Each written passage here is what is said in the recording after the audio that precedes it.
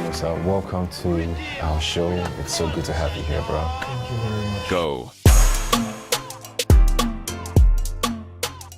The first person. Yes, the Yeah. first guest on Link Up with the Grace. We're excited. We're super excited to have you, bro. Thank you. I'm humbled. So, firstly, I'm really so interested in knowing your journey. I'm interested in knowing at what point you knew it was going to be music, because I know you read engineering. So, Yes. at what point did you know it was going to be music? Okay. There's that story where it's common. You started in church, and Yeah. yes, I was in church from when I was 7. I was already in choir, children's choir. I was in a church that had like 5 different choirs, Yeah. or 6, in Benin then. So when I got into the university, before I got into the university, I was really active in choir. Yeah. Okay. And I wanted to do choir-related stuff. Music, yeah. Like I was listening a lot to people like John Peakey, Kirk Yeah. Franklin, and Kurt Carr, Hezekiah Walker. So I wanted to be that person. Just let your choir be the baddest in the land. Of course. That's what. Yeah. So that's the closest I got to maybe doing anything musical professionally. I just wanted my choir to be the best, So I was thinking of writing my own songs, that will present, make us very special and all that. But when I got into, I think that really made me curious. I wanted to know how these things were done. I was really close to the instrumentalists, the musicians. So we in that search for creativity, I also went to learn a few things, and when I got into the university, I decided, let me do my own music, let me really write my own songs. Yeah. In the process of doing that, I don't know where this desire to sound different just came from. There were so many songs that I had then, and so I was walking through one of the hostels, and in my head, it was like an advice. Like I was going to sing a song that was an advice. I know Gofi, they always pray for you. You have to look out for yourself. Yeah. Because I had a song before then called Shebi, you dey do the things where God say make you do. I was working on. So this one just came, bam, I know Gofi, they always pray for you. You have to look out for yourself, blah, blah, blah. And the beat, it was supposed to be hip hop. Hip hop, just one tight beat with the piano. That was all. So I kept it in my head. I went home, I got home. As I got home, I produced it. I was producing it. The Holy Spirit said, you can never say that to anyone, that I know go feed it, always pray for you. You will always pray for the person. I was like, you know how you want to struggle with it? But let me keep this inspiration. I like the dark feel that it has, The Holy Spirit said, change it to I go always pray for you. So I just changed it. I go always pray for you. I thought that would be the chorus. But I just allowed the unction flow from inside me. And the Holy Spirit started showing me pictures of, think about it, I go always pray for you. You are going somewhere. You know how you hate departures. You know how you hate when things end and friends have to depart. Okay, just write something that they can use for graduation, funeral ceremony, anything that has to do with departure. I said, okay. I just started writing, And I was still going to make it hardcore until I was ready to record. And my friend just changed it, made it sound more soulish. Oh wow. Who produced it? I produced it. Wow. It's an amazing song.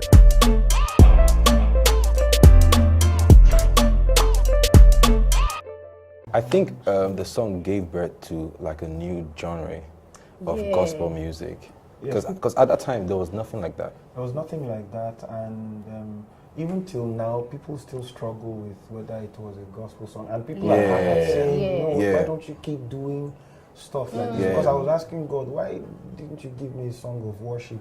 And although I'm doing it now, I'm doing the worship part now, but people think I've departed from that style of writing. And how have you been coping with that? Because there can be rejection. Oh yes, a lot. The thing is, I discovered that when you pioneer something, people may not be able to get it. At that time. That's right. You know, especially if you are the first person to do something in a certain direction. I may not really have been the first, maybe first after a long time, because there were people who tried to do it. Yeah. Okay, maybe the first to make it non-churchy. But still the gospel. And then the elements you combined, the jazz, the English, I think jazz, the hip hop drums were still there. So it wasn't church music, but and it wasn't church terminology. Yes. You know, True. I wasn't saying. I can't sing most of your songs. In worship. Someone actually told me that like a week ago. The person was like, Nosa makes amazing music. He's a great musician. He makes great beats as well. But he feels like his songs are not so experiential. And I was like, what does that even mean? And then he said, in Nigerian Christian industry, you have to make songs that the church can worship with or can sing along with. And how's that been for you? When he says experiential, you know, well, it depends. I think he's talking from the point of view of church. Because of course. Because always pray for you. Someone sent me a message from Port Harcourt yesterday and said, oh, there's a pastor moving from their church to Lagos. Yeah. You know, and they were playing Always Pray For You. Always Pray For You is... It has it does. People have cried to it. People have, you know, it fits a particular... It's not for church activities, you know, but play during graduation ceremonies, anything that has to do with departure. I hear a lot of distance, you know. It's, for me, that's an experience in itself. And I think it's really fantastic because we need to get to a point where gospel music is not just perceived as church music. It's not just church. It's beyond that. Yes, it's not just church. It's about fellowship as well. Yeah. Speaking of receiving so much love from the secular guys, I'm very sure you are like the first gospel artist to be signed to a major label. No. That's not a gospel label. I think you're like the first. No. Who is? In Nigeria. In Nigeria? Yes. Wow. You're talking about Chocolate City. Yeah. Think about who was Chocolate City's first artist. Oh, I think Jeremiah Gang. Jeremiah Gang. Oh, wow. Oh, wow. That's true. That's how I got into the label. Wow. It was Jeremiah Gang. And I was talking about him like a few days ago. I Few missed days it. I was talking about him that I missed his People are sound. always like, you know, at first I said, no, guys, calm down. Chocolate City's first artist was a gospel artist. Wow. Oh, wow. You know, so... Wow. That's amazing. So how's it been for you? Like, because I'm sure you've been in a position so many times to look at yourself and looking at the people that you were signed with and, you know, just feel like, am I here for a reason, or is this a mistake, or is this... Because from the eyes of the audience, they might feel, your fans or whatever, they might feel, I get that, you know... They just feel me and they might just be chilling, smoking. Yeah. I can imagine. So one day somebody asked me, said, how do you cope with being in a secular label? And I asked him, where do you work? I called on back. How do you cope? Is there a pastor that runs it? It's not a pastor. You have people from different faiths. You have atheists that you work with, that you have to and you spend all your day with them. Yeah. So it's the same way. The thing is, when I got into Chocolate City, there was no... I had already lost every inkling of,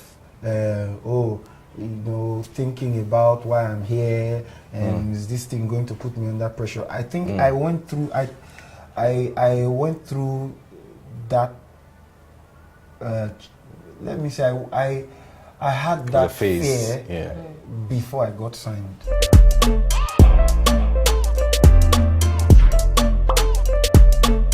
It's fantastic how for every time you've been on a song that has been done by a secular artist, you always represented God. Like you were like the light in that record. You know, like, and I think that is what we as Christians should always be.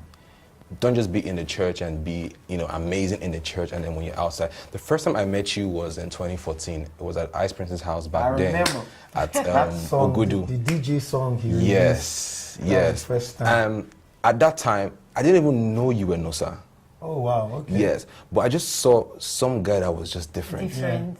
Like, I didn't even know you were a gospel artist, but I just knew that there's something about this guy, and I came to have conversations with you, and I realized, oh, you are Nosa? Yes. Now it makes sense. So you see, most times it's not even about what you say. Yes. It's who you are. Yes. And even in the environment, Yes. how you are able to represent the light of who you are. And, Yes. and I think that's Without what you've been making doing. Other people Feel uncomfortable or feel judged. Yes. Yeah. There's a way to present the light of Christ. See, the thing is, many of us don't understand the journey, so we forget where we are coming from. Yeah. So when you realize where you are coming from, and you find that there are other people on that path, you will not criticize them. When you understand, when you really fear God, when you understand the fear of God, you will never write anyone off, because God could usher in a great revival through that person that you looked down on. True. Exactly. So if I had that attitude towards you when you saw me at ICC, Exactly. we wouldn't have this conversation. Exactly. Because every time you remember me, you think of that guy that that's snubbed not me me, because because he it felt felt- holier. Yeah. You know. So I met Jesse Jacks the first time we met. I told him, I said, you love God. It's all these things, you know. He was talking about, this religion and all that. I said, I know God can use you. I know you carry a big Bible. You preach this gospel. Yeah, so I never write anybody off. I never look down on anyone, because I too am on a journey. And who am I to determine whether I'm in God? I may say the thing and my heart is far. So it's still up to God to determine. And Jesus said, by their fruits, not by their leaves. So words are like leaves. But you might produce something else as fruit. And wow, that's so fantastic. Yes. I learned a lot. Wow. So as a collective, Yeah. what do you think we can do to redefine the journey for gospel music in the future? First of all, I think the phrase gospel music, it was man's creation. To just keep us in one In a box. in a box. I agree. And then we like to embrace what the world calls us, like Christian, for instance. We just take it, embrace it, but we don't see ourselves as sons, saints. We just see ourselves first as Christians. You are now a Christian. So it brings a sense of religion. Yes. But when you hear saint, it brings a sense of the finished work of Christ. Yeah. When you hear son, it brings a sense of relationship. Yes. True. So, or servant, it brings a sense of responsibility. So for me, I think the first thing we should do is realize that this is kingdom. Sometimes I would say kingdom suffers from church. Kingdom is suffering from church. Yeah, we've done church in a way that we begin to build inwards, and there is no real expression for us to build outwards. Yeah. Because the building outwards will take for us to come together. Yeah. Not to just do our own thing. So there are places where people create platforms, churches that have built platforms, but it's like an imploding. True. The real explosion that will affect the world, we have to bring the platform outside. Yeah. So we have to create a culture. Sure. You cannot answer culture with trends. True. And you cannot answer culture with denomination. You answer culture with culture. Yeah. So for the culture that swallows every other culture to come, there has to be a coming together, an open ground. So that means I won't wait for Frank Edwards to come to my church before I go for a Frank Edwards concert. There is the mentality we have now that, okay, I didn't pay anything for this guy to come to my church to come and sing, and he's coming to this or that church, so no real value. True. But if we had that open ground and church really supports and says, Dre is having his concert, I want everybody to go. Yeah. Not only when Dre comes and hosts that concert in church. Yeah. No, he's doing it at Muson. He's doing it at Terra Culture. Let's go there. Yeah. let's go there and support our own. Let it infiltrate into the arts. Oh, there is a dance drama. It's called so and so. Let us go. Let's support that which is of Christ. You know, let's support kingdom. The Jesus culture. Yes, the Jesus culture. It has to infiltrate. Yeah. You know, it has to go into mainstream.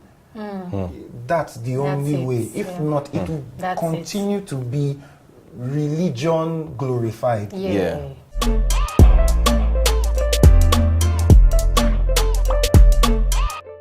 You know, people just have the mindset that when you're making a gospel record or doing a gospel event, it must be free. And it's really painful. You know why? Because we pay the same amount.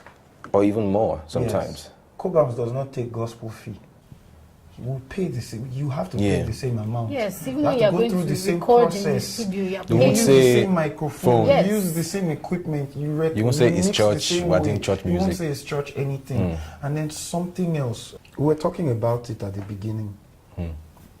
How someone said my music is not easy to. It's not experiential when it comes to church. So there are people who are gifted rappers. They're not welcome in church. There's no platform for them in the world. Of course. Whose responsibility is it? When we create that platform, that means young people can come outside and listen to a gospel rapper, a Christian rapper, and enjoy his music. True. And more gospel guys can get signed. Yes, because there are so many people who are in church, and so what do? You have to kill that gift because it is not welcome in church. Church should be a place of fellowship, not a place of manifestation. It's a place of launching. You shouldn't manifest in church. That's why I love how Pastor Tony Rapu does things.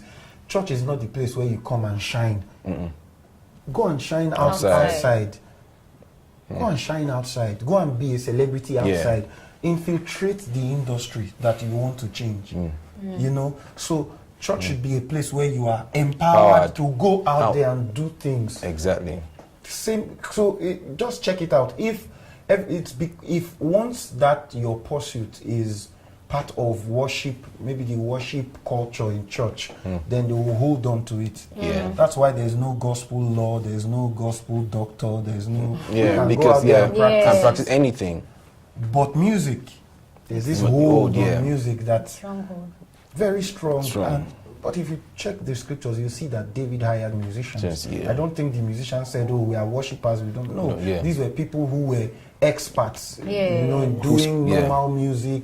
And even that normal music, if you read the Songs of Solomon, that normal music was still full of the word of God, though it wasn't praise and worship. So why don't we have everyday music where I'm addressing what you did to me? And so the song I did with MI called Brother. I know if you climb this mountain on my own, I know go reach the top if I go alone. I know if you finish up unless you come along.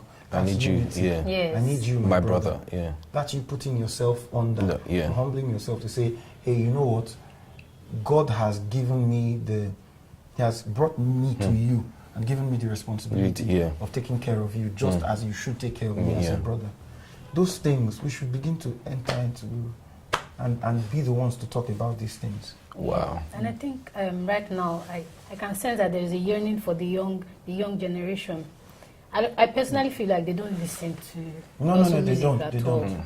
When you go to church, they are on break now. Go to church and see how disconnected many of these young people are. Right. I look at it and I'm like, there, when trap they go on, do you understand? Shaku they go on. You understand? So they come to church.